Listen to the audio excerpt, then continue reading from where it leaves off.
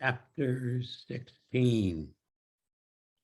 Anger, age, and fear make an unwanted appearance. It makes me wonder, what does age have to do with this? Well, we shall find out, shan't we? The rest of the day was wild with activity and confusion. Well, as you remember, Ombrick says that they're going to make a journey, and Catherine wants to go, and he says no, which makes her quite unhappy. And they start to make preparations for whatever journey it is that Ombrick has in mind. The rest of the day was wild with activity and confusion. Things were packed and reconsidered and packed again. No one in the village could recall an instance when Ombrick had ventured on a journey away from Santa Claus. So this was an occasion of considerable conjecture. North, having been a warrior, understood the need for secrecy. Before he'd come to Santa Claus, he'd only truly ever trusted Petrov fully. So although Ombrick hadn't told North or anyone where they were going, he headed straight to work. With the genie's help, he crafted a new set of swords and daggers forged from bits of the ancient meteor that had marked the founding of the village. Rich with stardust, North remarked to the genie. The old man claims they can ward off any shadow. So let it be done, replied the genie with a bow. The mechanical man's response bemused North. Here's what he's making here.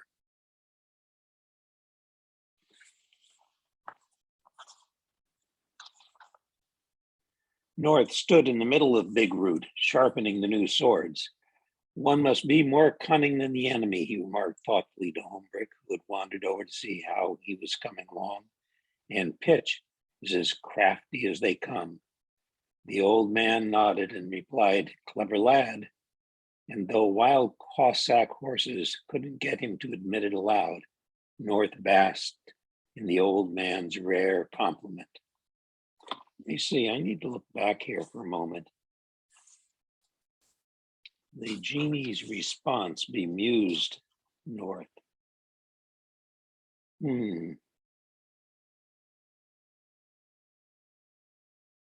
Okay, so we shall find out. By nightfall, the packing was done, the preparations made, and Catherine had insisted on helping them every step of the way, but she'd been quieter than usual. In fact, Ombrick realized she'd barely said a word since he'd informed everyone that he and North were leaving. She was overtired, Ombrick decided, so he conjured up her room, making sure to thicken the oval of moss that served as her carpet and adding an extra drop of richness to her hot chocolate. But that wasn't at all what Catherine wanted. What she wanted desperately was to go with them. I'm big enough, she insisted. I could help. What do you think, apprentice? Ombrick asked North as he lit her candles. Should she journey with us or stay, as I suggest? North considered long and hard before he answered. Catherine grew hopeful that North would side with her. He must. He was her champion. But though he hated to say it, North knew the wizard was right. It's too dangerous, Catherine. Your place is here. It's best for you and for us. To Catherine, these words seemed a total betrayal. So when North wished her good night, she refused to respond. He said good night a second time, and she turned her face to the wall in stony silence. North understood. He too had never been one to take no for an answer, but her silence hurt him. I can outfight anything that breathes, and yet this child wounds me worse than any bullet or blade, he thought, and steeled his resolve to keep her at home, safe. Still, as he left her room, he waved his right hand with an angry jerk that caused all the candles in the room to extinguish. A spell he had just learned and, in his anger, perfected. He tromped up the stairs to the lab and slammed the door. Ombrick hovered by Catherine's bed, frowning in the dark. "The boy is brave but unruly," he muttered. "He may never make a proper wizard." No sooner had he said this than he heard a cough come from the lab, and with a soft hiss, a single candle on Catherine's night table relit itself. A dim but warm glow returned to the room. Just as quickly, Catherine leaned over and resentfully blew out the candle. She flopped back down and pulled the sheets over her head. Ombrick shook his head in bemusement. All this drama and anger. Well, that was what youth was like, he remembered. Calm comes with age. And Ombrick had been feeling very old of late. The fight with Pitch and the bear had left him weary and uneasy, his confidence shaken. Was he powerful enough to stand up to Pitch again? Would Nikolas be ready to take cover if the worst were to happen? Or, excuse me, wait a minute, I got to reread that. Would Nikolas be ready to take over if the worst were to happen? North had not been tested as a wizard yet, and this too worried Ombrick, but he knew he must stay the course now, stay focused and steady. Pitch counted on fear, used it as a weapon, and Ombrick could not let it get the best of him. He summoned a glowworm to provide a spot of light in Catherine's room, then headed for the lab himself. The climb, never having felt so exhausting, but he was pleased to see that North was in the process of double-checking their gear for the trip. They were bringing a vast array of instruments, books, elixirs, potions, and weapons, but everything fit in a smallish backpack. He called it his infinity bag. He designed it to hold whatever anyone put into it. "I once packed an entire mountain and castle in it," he'd explained when North had looked at the satchel skeptically. It did, however, weigh as much as whatever it contained. "A problem I've never been able to solve," Ombrick admitted. "But that's why your genie will come in most handy. I assume it can handle the load." "And then some," North assured him. The genie bowed in agreement. "Then we must rest, for we leave at first light," said the wizard, and he climbed into the highly unusual assemblage that constituted his bed. North had been dumbfounded when he had first seen it. Ombrick's bed was a giant globe that swung open into sections as Ombrick neared. The inside was hollow, except for a wooden rod near its bottom, which Ombrick stood on. The globe was surrounded by a dozen or so owls on perches with their wings tucked at their sides, their eyes shut. Ombrick assumed a stance that very closely mimicked theirs and closed his eyes as well. The globe then folded shut, each owl letting out a quiet hoot as it did. Ombrick was now settled in for the night. Nikolas St. North had slept in many odd places, in trees, on the edges of cliffs, under the bed of a sleeping Maharaja, but those times were about making do. Ombrick clearly preferred this bed. It was his home. Wizards were an odd bunch, it seemed to North, but that's not what he pondered that night. Nor did his mind spin with worries of the upcoming journey and what they might face. Instead, he thought over and over about Catherine and how she was still angry with him. He forced himself to think of something else. He wondered if the genie actually slept. North softly treaded to the workroom and peered in. Ombrick's globe, high above, sighed with gentle snores. The genie was upright, but seemed to be resting. "Good night, genie," North whispered. "As you command," came the reply. North hadn't intended it as an order, so the response amused him. When he returned to bed, he began to imagine other things that one could say that the genie might misinterpret. If North mentioned to the genie in passing to "have a good day," would the genie try to make a rainy day sunny? Soon he was distracted from Catherine's anger and at last fell asleep, but the genie did not.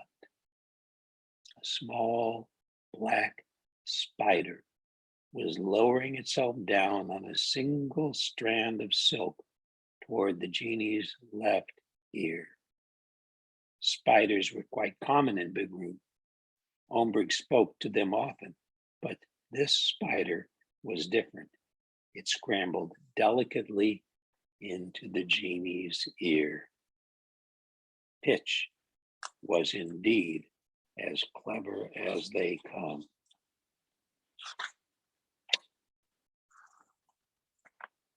A Twist and a Turn, Chapter 17. When Catherine awoke the next morning, Big Root was quiet, too quiet. There was none of the jolly clatter that accompanied the beginning of their days. She did not hear North's wild laughter as he tried out new spells or Ombrick's distracted humming. They left without saying goodbye, she realized, her heart sinking. There was, however, a full breakfast hovering next to her bed, and with it, a small box with a note. She reached for the mug of warm cocoa and took a sip. It was Ombrick's brew. He made it with less chocolate than North. North always put in just a little more than necessary. She was never sure whose she liked best. They were both good in their own way. Then she turned to the box. She suspected it was North's doing. Ombrick would at least have wrapped it in muslin. As she slowly opened it, she thought, this is their way of telling me they will miss me. Wizards, she was learning, were more about deeds than words. Inside the box was a round device. It was gold and weighty like a clock, but it had only one hand and no numbers. On the tip of the hand was the single letter N, capital N. She unfolded the note that lay underneath. It read, so there's the device.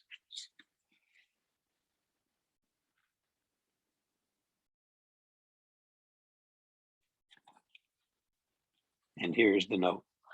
Dear Catherine, if there is trouble, you can always find me. The arrow will point the way. Yours. And it was signed with a capital N with a little line through.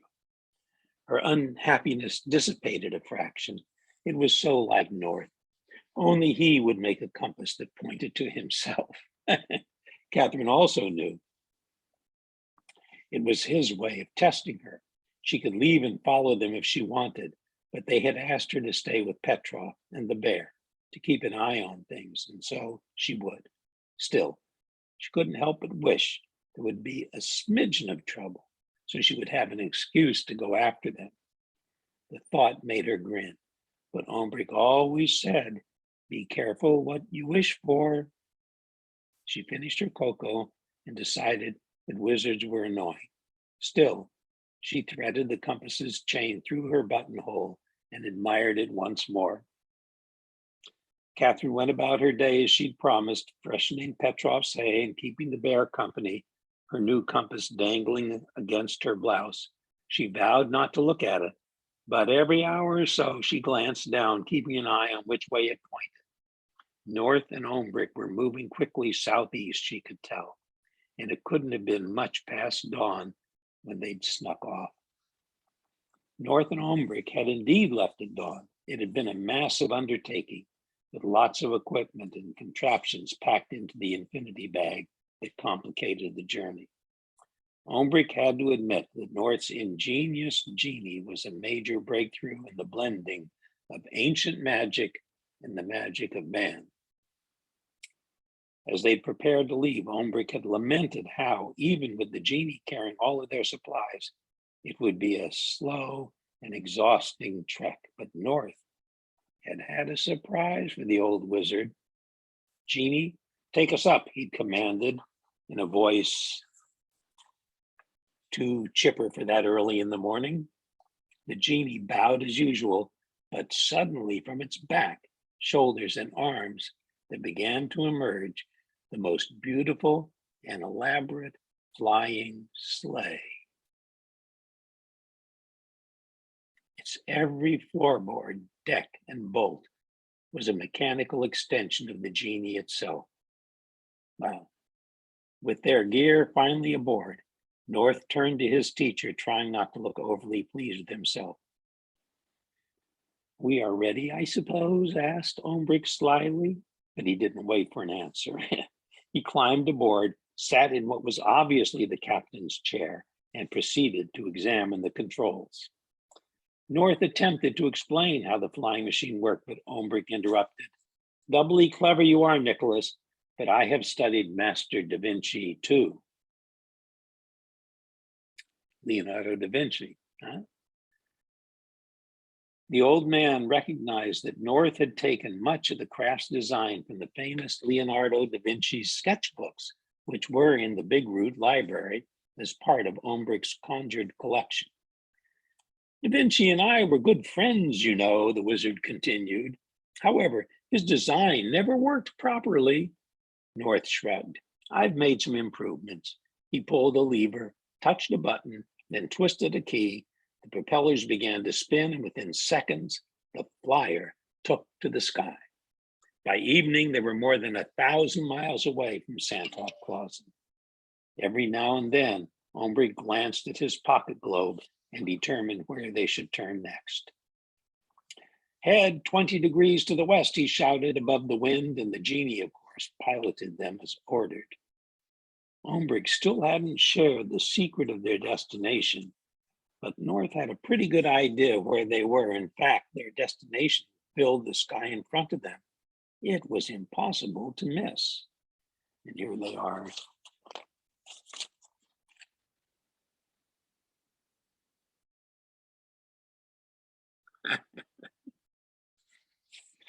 Maybe you want to draw your own flying machine, huh? The Himalayas. It was impossible to miss.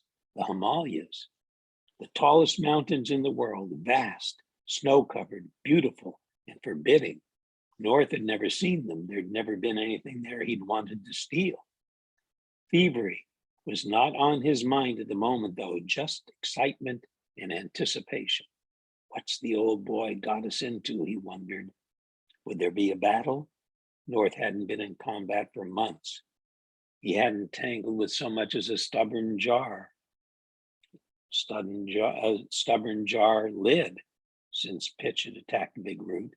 Still, he felt certain that by adding his new knowledge of magic and spells to his arsenal of weaponry, he'd be more formidable than ever. Plus, the Genie was armed. North had given it one of his best swords. What a warrior it'd make. The strength of 100 men and the obedience of a trained wolfhound, nothing short of an avalanche could stop his invention. While North reveled in confidence, Catherine was mired in boredom. It had been a long, listless day back in Sandhawk-Clawson. She'd ridden the outer perimeter of the village over a dozen times, hoping for some small trouble or adventure. But apparently, all was well. Petrov was equally restless, and he savored any chance to ride with Catherine. And ride they did. A horse was so much easier to handle than a reindeer. Plus, there was a saddle. Catherine loved to ride hard and fast just for the thrill of it. The bear had come by several times to assure Catherine that the forest was calm, quiet, functioning as usual.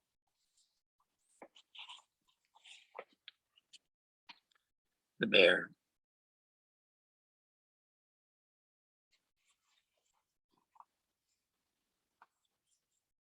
Some of the fur on his chin was turning back to black, which made him appear to have a rather dashing goatee. It reminded Catherine of North. Just to be sure, we noticed that. The rest of him is supposed to be white, and a little black goatee, beard. A bear with a beard. Oh, yeah.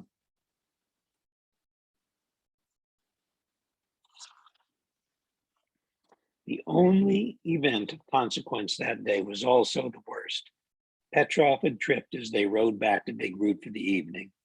His left hoof had gotten caught by the uneven gash where pitch had melted back into the earth all those weeks ago. Everyone in the village avoided the spot except for Catherine and Petrov, who took a certain pleasure in galloping over it, stomping it down further each time. Fortunately, his leg wasn't broken, but he'd given it a good twist and was limping badly as Catherine walked him to his stable by Big Root. They wouldn't be riding again for at least a few days. As she readied for bed that evening, Catherine had an uneasy feeling, an unsettling feeling. Perhaps it was because of Petrov's accident, or maybe Big Root felt empty without Ombrick and North, felt worse than loneliness, felt more like dread.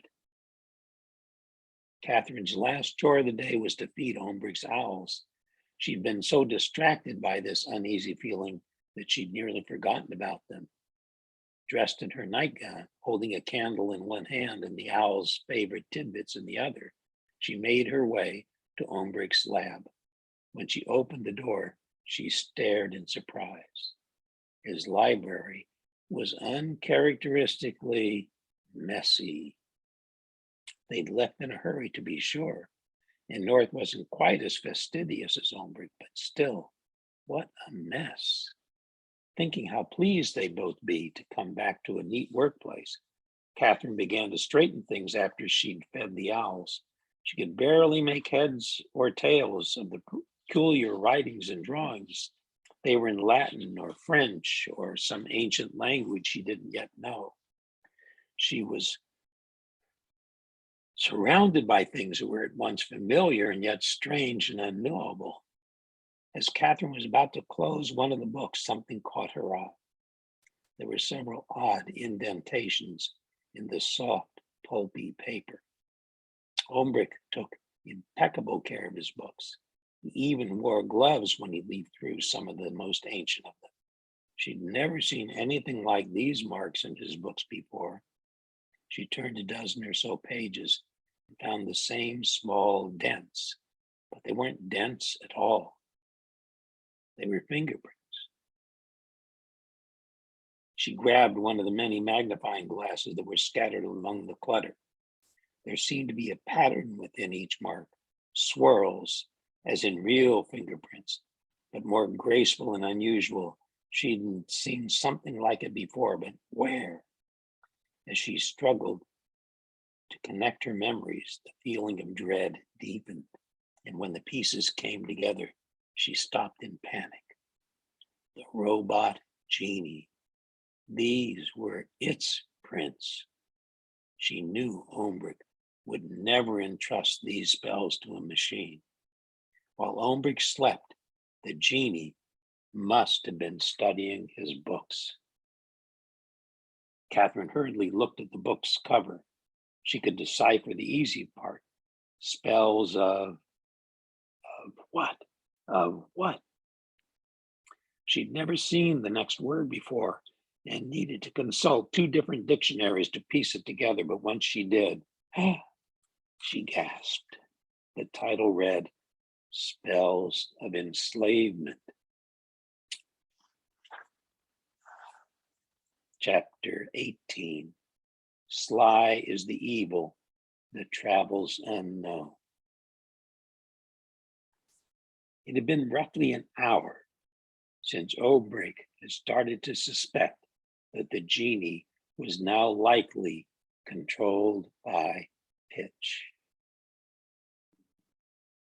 A tiny detail had raised Ombrick's suspicions, something that only an ancient wizard would notice. He was certain that North was unaware that something was amiss. North was agog at the sight of the Himalayas. He'd let his warrior guard down, but what the ever-vigilant Ombrick had noticed was that the genie was admiring the mountains too, subtly and furtively, as if it did not want to be noticed. The genie was admiring the mountains too. Machines don't admire mountains. And Ombrick knew that this was something that no machine would do on its own. A machine could not be curious. A machine could not feel interest or awe. It could only do as it was told, and neither Ombrick nor North had ordered the genies to do anything but fly them as instructed. Ombrick shut his eyes and concentrated.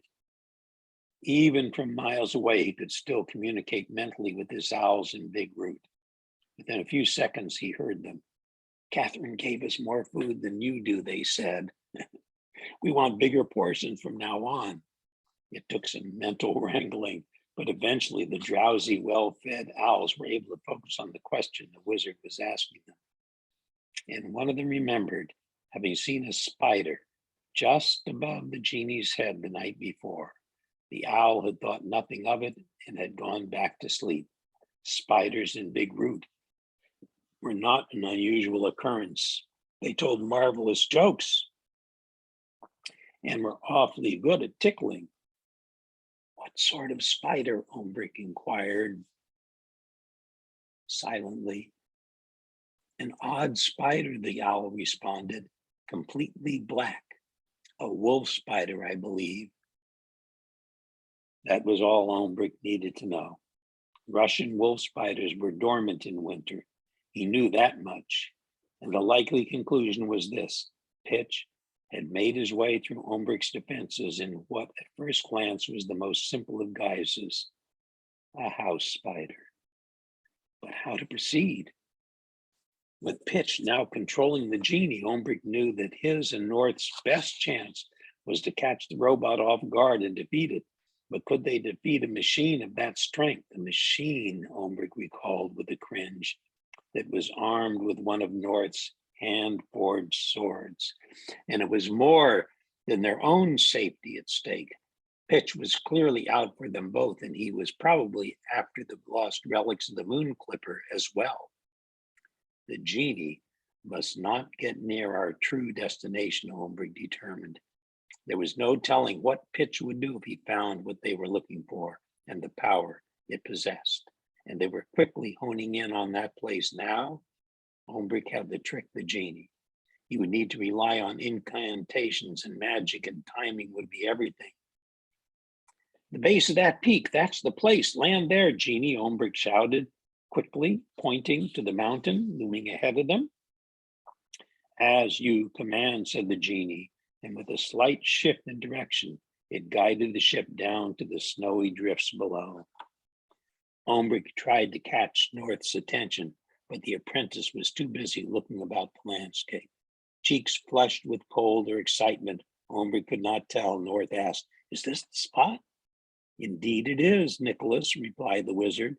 "We'll find what we seek hidden under tons of rock and snow, but thanks to you, we have the genie to dig it out."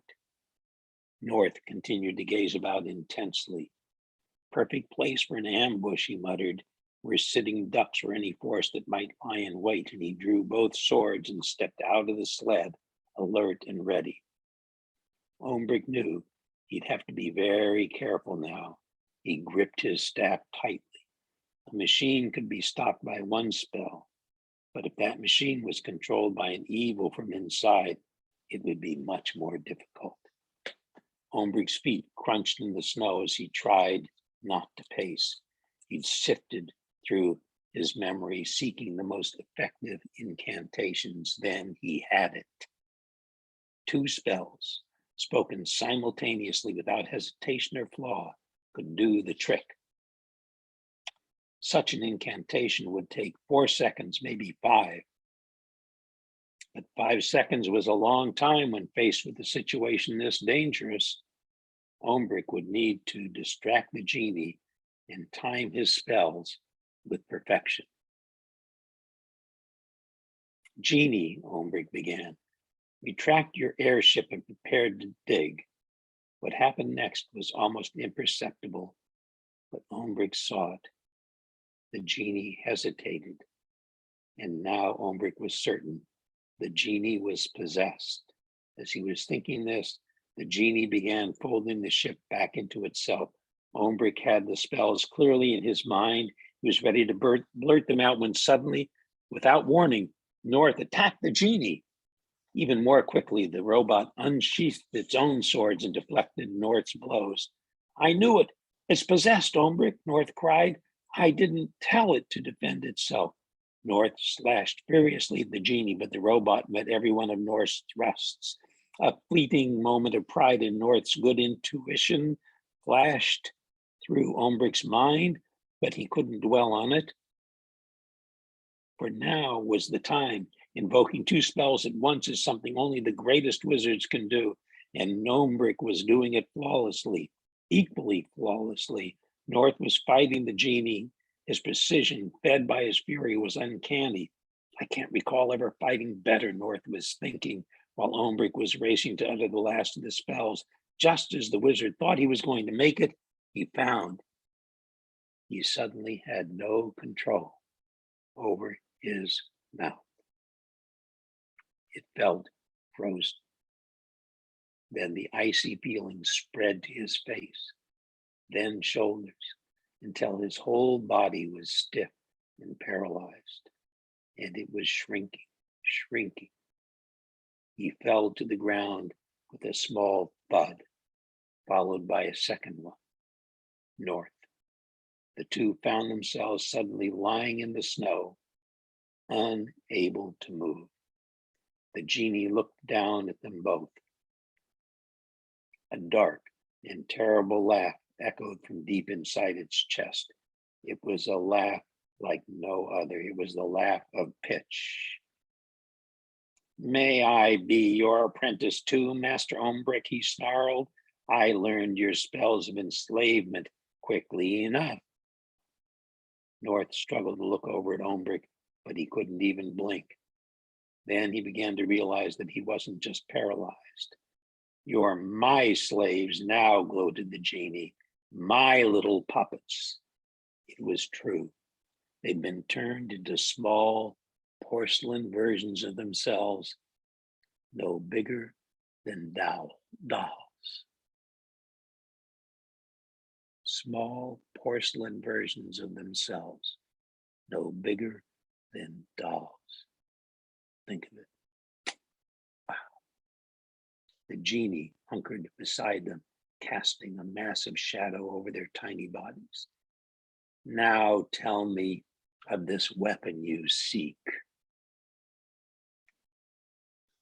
Chapter 19. The Telltale Hoot. No sooner had Catherine made the alarming discovery concerning the genie than every owl roosting in Ombrick's lab, every owl roosting in Ombrick's lab began to hoot. They obviously had received a message from the wizard. Catherine spoke very little owl. For all its seeming simplicity, owl was one of the most subtle and difficult bird languages to master, but she listened intently and managed to understand one key word. Danger, she cried out, and the owls nodded in confirmation. She rushed to Ombrick's globe. Show me where, she pleaded, turning back to the owls. They pointed their beaks to a vast white area in the central Himalayas. Owl. Ombrick owl.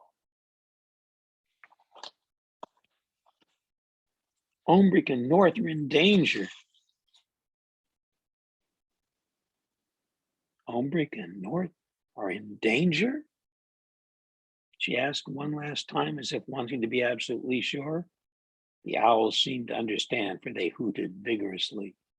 Catherine had waited a long time to have her own great adventure, and now the chance was here. It seemed she had the instincts for it. Perhaps this was something that had been passed down from her parents. As a foundling, she'd never know for sure. It took her only moments to formulate a plan. She was surprised by how natural it seemed. Then she took action. Fly to the forest. Bring the reindeer, she commanded the owls, miming the order with her hands. The owls took off with a loud rustling of feathers. She looked at the compass North had given her. It pointed the way. She ran to her room It would be cold and dangerous where she was going. She would need a coat and a dagger. Chapter 20, in which a twist of fate begets a knot in the plan. Pitch's scheme had worked more beautifully than he had dared hope. He was supremely happy with the genie's protective metal shell. Not only was he now safe from sun and moonlight, but he could move about as easily as he could in his own shadowy form. Granted, in the robot's body, he could not turn to vapor or grow to the size of a thundercloud, but he reminded him of what it had been like to be an actual being, solid, substantial, real, something no child or adult could dismiss as a mere nightmare or imagined vision. In the months since he'd been freed from the cave, Pitch and his minions had found their way to almost every corner of the globe, leaving fear and unease in their wake. But there'd been limits to this new freedom that were frustrating him. At night, he could be as fearsome as any creature that ever existed. He had learned to summon clouds to block the moon's interfering light. In pure dark, he was pure evil, capable of flooding whomever he chose with torturous nightmares. However, with the coming of every dawn, he and his henchmen had been forced into retreat. The light of day had the power to undo all his work. Adults dismissed their encounters with him as having never happened. They were just bad dreams, and they convinced their children of the same. Even worse, children had taken to calling him the boogeyman, a name he despised. And though they feared him, they did not entirely believe in him either. But now he would be something they could see at any hour. Now he was something they could not deny. This, of course, was not enough. New knowledge and weapons would be needed to conquer the day. Plaguing children with nightmares was just the beginning, he now realized. To achieve his goal, those nightmares would have to be believed. He felt more powerful than ever.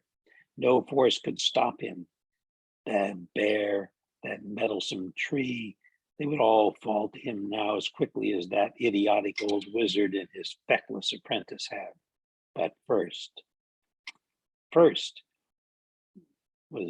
there was the matter of the device, the weapon, the thing that the old wizard had set out to find. If the wizard believed this weapon could destroy him, then it must be very powerful indeed. Pitch plucked up his two miniaturized captives and turned them this way and that, demanding answers. But he was not getting the ones he needed. Ombrick would not or could not speak. No matter how many times Pitch ordered him to reveal what and where this weapon was, the toy-sized wizard lay mute, and North could not answer for the simple reason that he did not know. Ombrick had never told him where they were going or what they were hoping to find. North was seething with anger. He was trapped by the very creature he had set out to destroy, and he had no one to blame but himself. Why hadn't he listened when Ombrick had warned him of the danger that the merging of old and new magic, what that danger could bring? North felt a deep and crushing shame. And a feeling, deep and crushing shame, and a feeling that was wholly unfamiliar, helplessness. As a young warrior, he had found himself in some very compromising positions, but even backed into a corner, he could fight his way out. As a toy, he was useless, powerless, and to add insult to injury, duped by his own device. Pitch's spell was wickedly ingenious. Not only was North unable to do anything other than what the devil commanded, but he was trapped as a toy with no will of his own. He knew of no spell that could undo so many layers of entrapment. He couldn't even try to converse with Ombrick and find a way out of this nightmare. He could only speak when Pitch told him to, and Ombrick had not uttered a word since Pitch's spells were cast. You pathetic toys. Are you useless to me? Pitch muttered in frustration. Yes, master, replied North. Pitch tossed them both into the snow with disgust. The weapon is here. That much is certain. In time, I'll find it. All the magic I may need is in those books of yours. I need no tutor. The fresh snow had begun to fall. Cold flakes landed on North's face. Not exactly a warrior's death, North thought, or a wizard. Then came a familiar flash of light, the light that Pitch despised above all others. Chapter 21. Laughter is a bitter pill. The high Himalayas were vast, all-encompassing and silent, but all of that was shattered by the arrival of the spectral boy. The moments that followed were a burst of action and noise, a meteor-like explosion of pure light knocked Pitch away from North and Ombrick. As Pitch scrambled back up, he found the spectral boy standing before him, the diamond tip of his staff pointed inches away from Pitch's own chest plate, the key that activated the mechanical shell. Pitch recoiled instantaneously. The memory of having been in this situation before surging through him, a blinding light, a dagger to his chest, centuries of imprisonment in that putrid cave. Well, not this time. Pitch drew his sword and readied to finish the lad, but something caused him to stop short. The improbable sight of a cluster of reindeer galloping down the low-lying clouds, thundering directly toward him.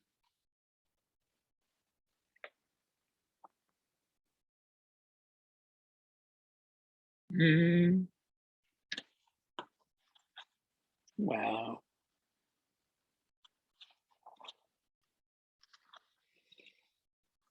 Riding the lead reindeer was a young girl waving a dagger with the furious skill of a seasoned swashbuckler. And how could it be? They were riding on a sort of mist of light. Before Pitch could gather his senses, the girl and her company pounded to the ground, snow flying in every direction. They stampeded around Pitch. Then the girl dove forward, clinging to the pommel of her saddle with one hand, scooping up North and Ombrick with the other. Pitch glared in disbelief as the entire entourage leaped back onto the lighted mist and vanished into the sky. He swung back to the spectral boy, but the boy too was gone. Only an echo of laughter that refracted from mountain to mountain remained. Like a splinter under the skin, it taunted and infuriated Pitch. Chapter 22. The Oddest Reunion. When Catherine felt they were far enough away from Pitch, she steered the reindeer toward what looked to be a safe and comfortable spot, a cave midway up one of the massive mountain peaks. Night was falling, but the spectral boy's glow was lighting up for her to fully see the terrible predicament her two friends were in. Somehow, that awful Pitch had turned North and Ombrick into dolls. Ombrick in a miniature wizard's hat, cloak, and staff, and North in his red and black coat, a sword the size of a pin in each tiny hand. Their faces were blank, their stares unblinking. North, Ombrick, she whispered, choking back tears. How can I save you? Her worry was steadied by her determination. She would find a way to return them to themselves. She'd bring them back to Santop Claus, and she'd study every last book in Ombrick's library. If it took her the rest of her life, she would learn a way. The reindeer had nosed their way back to the edge of the cave, sensing Catherine's sorrow. They encircled her, the frosty haze of their breath warming the space. Outside, The wind began to pick up, spewing an otherworldly howl through the air. The spectral boy dimmed his staff and peered out carefully from the cave's entrance. Immediately, he drew his head back in. The sky was dark with countless nightmare men and fearlings, and the boy knew they were searching for them. Dense clouds began to block every glimmer of moonlight. Night had brought out all of Pitch's tricks. The spectral boy could see that he and Catherine were hopelessly outnumbered. He looked at Catherine as she sat on the cave floor.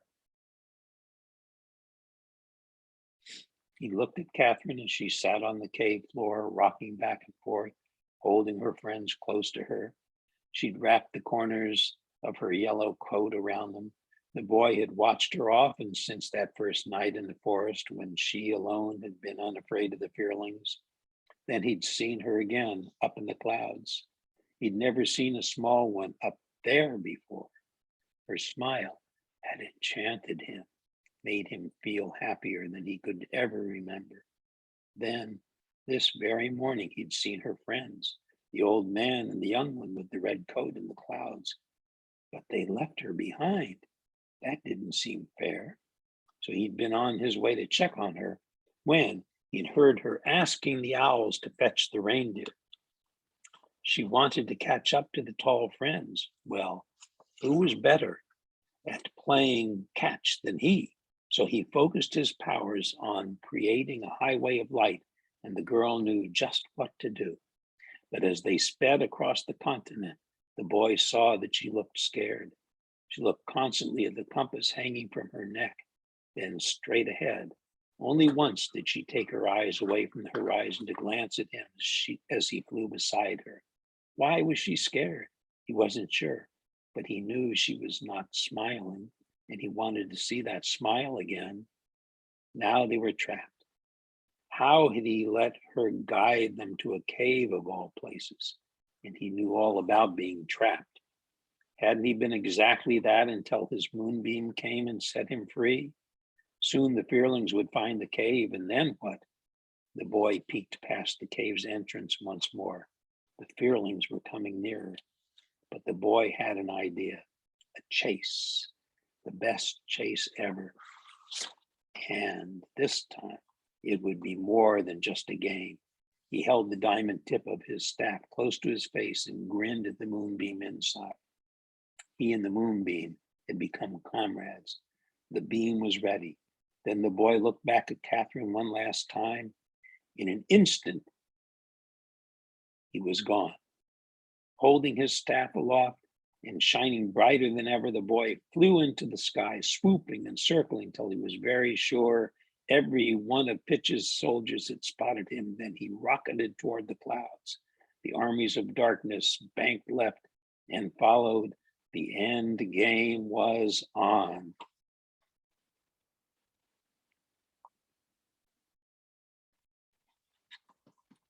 The end game was on.